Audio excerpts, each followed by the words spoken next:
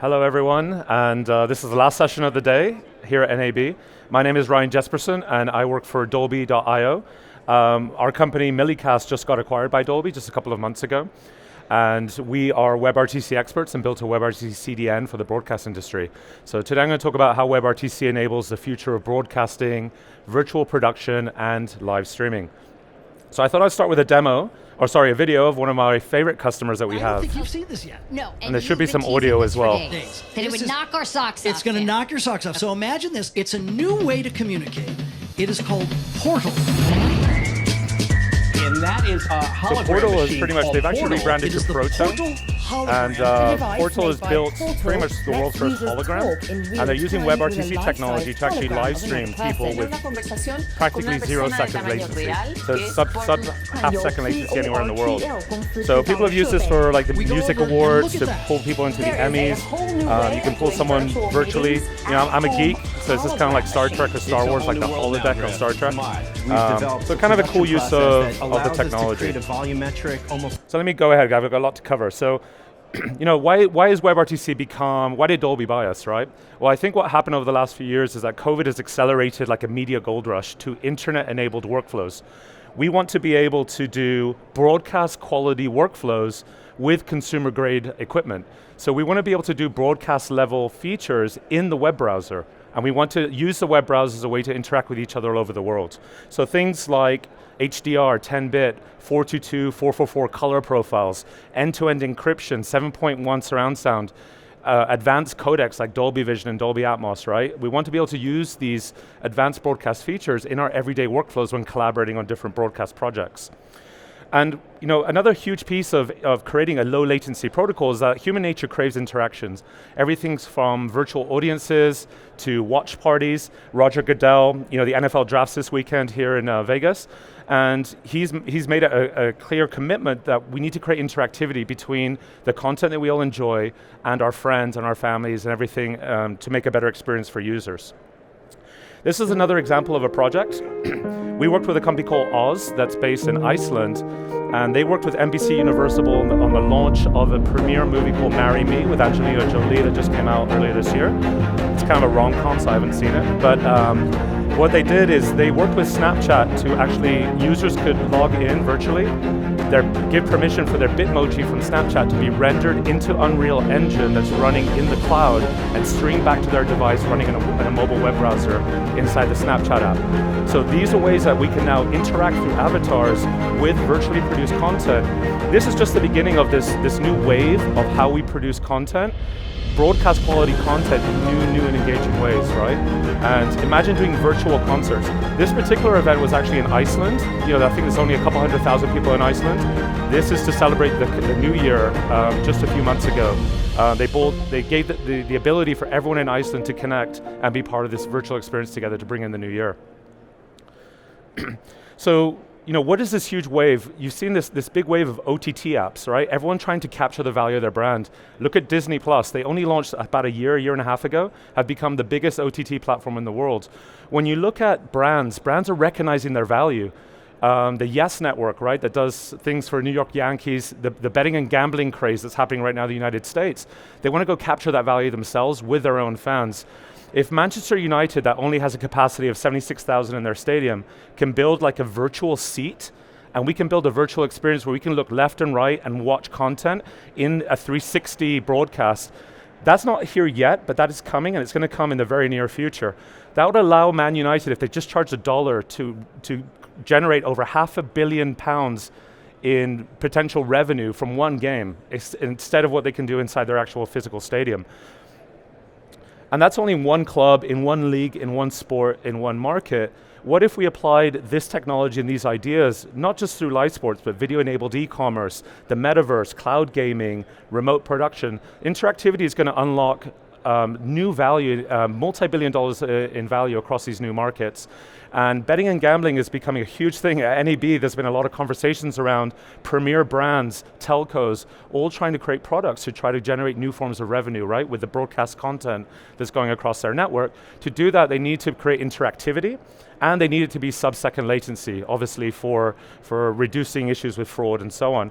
And we've seen Peloton and other health and fitness products really engage and have amazing double-digit growth over the last few years as they try to engage with interactive users of their products inside their own homes. This is another example. We've been doing a lot. Dolby's been investing a lot in the gaming space. They're licensing Dolby Vision and Atmos codecs inside of game engines, right? What if we can actually build interactivity into these games? This is a customer of ours in LA called Red Pill VR that has created a metaverse environment for live virtual concerts. And so you're actually able to, I love this, Chief Magic Officer, Red Pill. I wish that was my title. So this is really interesting because now you can actually do motion capture of your favorite DJ who's in Ibiza. You can't travel to Ibiza, but maybe on a Saturday night you want to go and be part of that virtually. How do we enable the broadcast technology inside the video and the audio of these events to actually stream it? So I think interactivity, the value is going to skyrocket in the next 10 years. This is a report by Bitmovin talking about interactivity within video, and it's undoubtable that this is actually going to grow exponentially over the next few years. And how are we going to do this? What's the technology that's going to enable interactivity? It has to be a technology that intersects the web with video. And there's only one technology in the world that does that natively, and that's WebRTC. And everyone rolls their eyes when I talk about WebRTC because it's never been respected as a broadcast protocol. It's never built for that. But what we've been doing at Millicast is over the last 7 or 8 years is working with WebRTC to make it broadcast quality and also make it incredibly scalable and still retaining sub-second latency, and building that all through a simple API. You can go build a product and take it to market very, very quickly. So we've worked with many of the major browser vendors to actually help them with their WebRTC support before we went and built a product called Millicast. This company was called Cosmos Software. We were a professional services company. And we were members of the IETF and the W3C, and we've been contributing a lot to WebRTC as a protocol. The amazing thing about WebRTC is that the amazing growth of that, it's become almost the default technology for delivering video for real-time communication. Google Meet and a lot of other products like that. It's already in every device. Every device that's web and internet connected, WebRTC exists in it. It means you can access that device with this technology. So you can have support for over 1 billion or 1 trillion devices all over the world, and you can have your cake and you can eat it too now. With HLS, you've had to, and with HTTP streaming protocols, you've had to compromise scale, quality, latency in some way, right? And the protocol, this protocol triangle, this triangle of features, you've always had to give up one of them. With WebRTC, you can have that all, and you can have that all in order to enable these unique workflows. So some of the other cool workflows we're working on is interactivity for virtual and remote production. So back in the day, like before we developed Millicast, we actually worked with the Evercast team, if you know of Evercast. And we've now built, with Millicast, we work with a lot of different vendors. Fifth Kind, Core Live is a product that won NAB Show Product of the Year a couple of years ago. And this enables remote post-production. So people who are working on TV shows and films, commercials, music compositing, all of that can all now collaborate in real time and still retain their color grading broadcast quality, the actual multi-point surround sound, right? And be able to do that point to point without requiring hardware to be on site, like a decoder that you have to send halfway across the world or to another studio. You can be sitting on your mobile phone reviewing the newest edits or the daily reviews of films that you shot on set. So HBO Max, Apple TV+, Disney+, NBC, all of them have built products or are using us for their production of film and TV shows. And this is this is just one of the workflows. So with Adobe Premiere, with Avid Media Composer, with virtual effects tools like 3D Studio Max, Maya, Avid Pro Tools, you can work with all these tools to pull out live feeds, channel them through an encoder. We actually have a forked version of OBS Studio that has WebRTC, but we can also do SDI capture. We can grab the output from Pro Tools directly into these workflows for audio reviews. And then we can stream it in WebRTC sub-second anywhere in the world to all these different client devices. So we're working with like Apple TV clients, so you can actually do full 4K, 10-bit review of content remotely halfway across the world using WebRTC as the base protocol. And this is just a quick example of the Core Live product. See if it's playing here. There we go. So Core Live is really just built to allow content producers to collaborate with their media. This is VOD media, this is reviewing scripts, reviewing all kind of content involved in the production of TV and film, but they've added a live component. So this is a good example in the web browser. They're able to output the feed from Adobe Premiere or Avid Media and be able to review, give notes, collaborate in real time with other members of the production crew that are all over the world. And then we're also working a lot in the live Remi production space. So Remi has become a huge craze, right? ESPN has a big initiative to try to move things. OB trucks cost millions of dollars. People are now building Remi kits with live view and TVU packs, right? To try to bring the cost down for this huge explosion of content production that's happened. So we've worked with the NFL. We actually have NASA right here with us. So NASA JPL actually used us to do a lot of their press briefings for the Mars rover coverage that happened last year. And we're partnering with BirdDog IP cameras. So BirdDog does NDI contribution. You can control these cameras through pan, tilt, zoom remotely and be able to stream that through WebRTC to remote producers who can produce these events. And that workflow was done with NBC and Prime Video with the AVP Beach Volleyball Tournament last summer when we got back from COVID and sports started to happen again. So in that workflow, this is just one example of a live Remi production. You can send from the BirdDog is here at NAB. You can go, I think they're in Center Hall. You can do a live stream from this camera, not have any camera operators on site.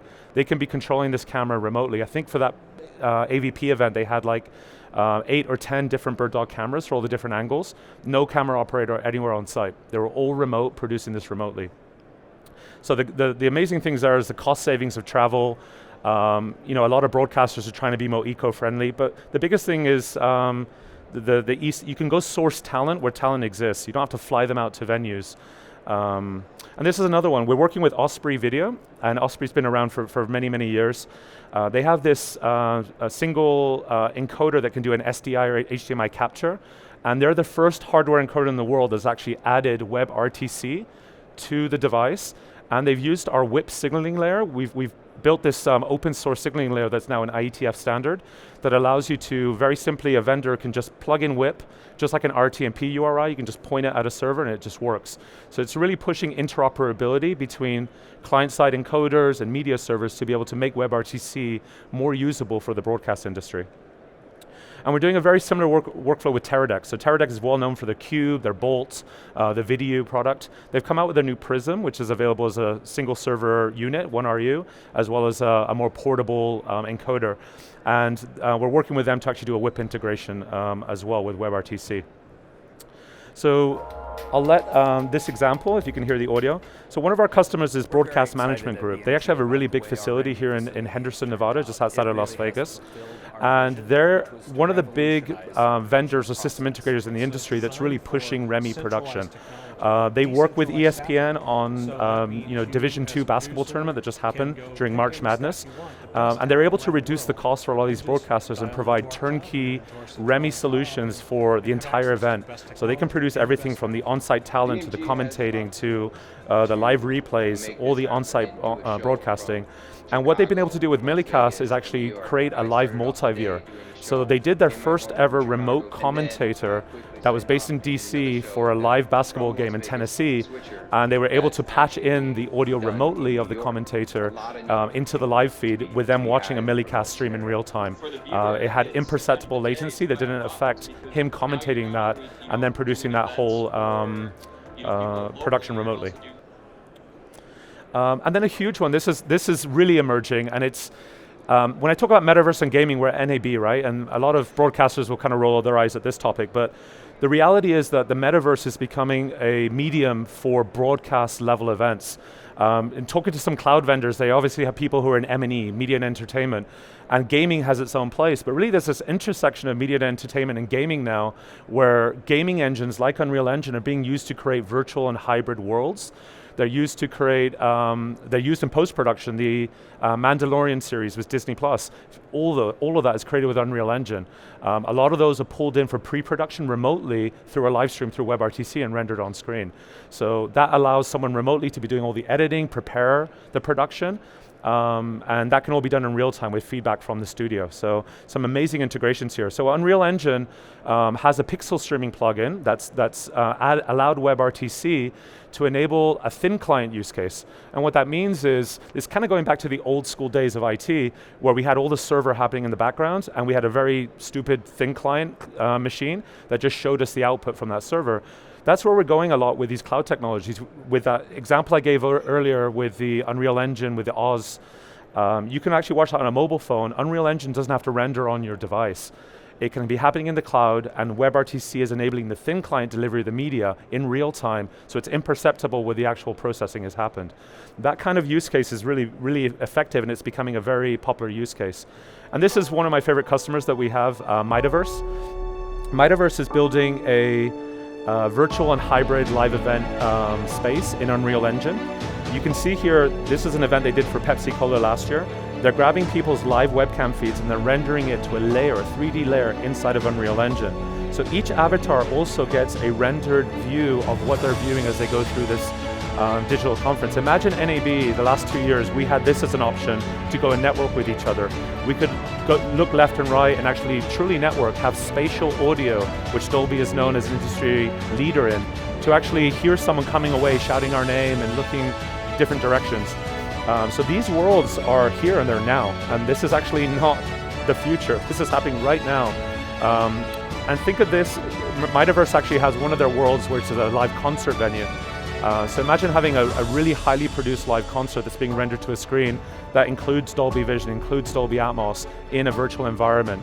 And this can be done either linearly through a 2D playback in a WebRTC browser, or it can be done inside of a VR headset, right? And there's a lot of innovation happening around that. And just another quick example is we do VR and 360 live. VR and 360 stitching has been around for a while. You guys probably remember that Nokia Ozo that was like $70,000 and has been end of life now. The reason 360 was never compelling is it wasn't real time. Imagine if you're watching the Red Bull Air Race, or you're watching a Formula One, which I'm a big Formula One fan. You're watching Lewis Hamilton or whoever your favorite driver is, and you can be inside the cockpit in real time. While you're watching on TV, you have a second screen experience that truly is real time. The old technologies of HLS add too much delay to that workflow to really create any compelling value to 360 environments. And the other big one as well is drone streaming. So a lot of this doesn't really apply to the broadcast world, even though obviously drones are being used for a lot of broadcast, but doing live location scouting with drones, where you can fly a drone in a location, be pulling that through a remote, through Millicast, and have the producers all watching this in real time. That can all be done. The compelling thing about drones now is a lot of drone technology you have to tether through your mobile phone and actually stream RTMP out. I'm working with a vendor in Kazakhstan, of all places, that has built 1,000 drones with Raspberry Pis, and they're doing virtual racing of drones with a live WebRTC feed that allow people to bid for who wants to race remotely through the web. So here we are remote controlling drones in Kazakhstan, 10,000 miles away, all using a live, truly live, real-time streaming protocol. The use cases are endless. Verizon bought a company called Skyward, which is a drone company. Why would a mobile telco be getting into the space? Imagine if we can control drones through 4G and 5G connectivity remotely anywhere in the world. Think Amazon controlling it. We can use WebRTC to actually watch this video of this drone footage camera in real time and control it from half a world away, right? So anyway, a lot of really cool things happening. Hopefully I was true to my title and I'm showing you guys some pretty cool, innovative use cases. So I think the big thing is interactive streaming. I think building watch parties, building stream parties, media is not just linear anymore, it's a whole combination of different things, and you need a tool set that you can go build those things, and that's what we're offering at Dolby I/O and at Millicast. So you can do any kind of these combinations through a simple API. So everything's software based in the cloud. And that's it. That's how WebRTC is enabling the future of broadcast, virtual production, and live streaming. So thanks so much for attending.